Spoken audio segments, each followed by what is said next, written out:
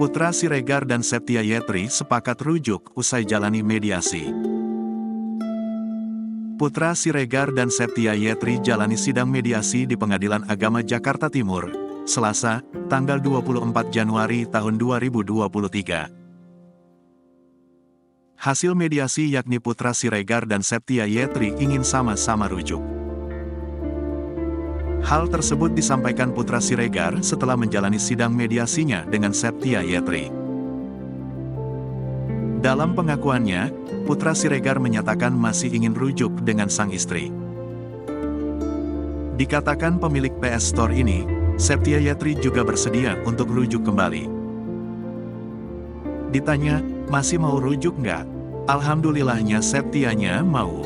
Saya juga apalagi, jelas Putra Siregar, dikutip dari YouTube Kiai Haji Infotainment. Namun demikian, perdamaian keduanya juga disertai dengan adanya persyaratan.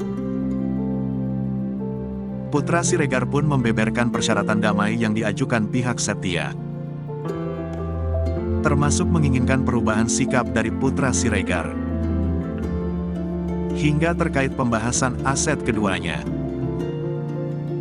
Ya, ini persyaratannya lumayan banyak banget, ucap Putra Siregar. Seputar pokoknya perilaku aku agar lebih baik, tapi kembali lagi saya juga manusia. Pasti mau berubah lebih baik, karena saya imam keluarga, lanjutnya.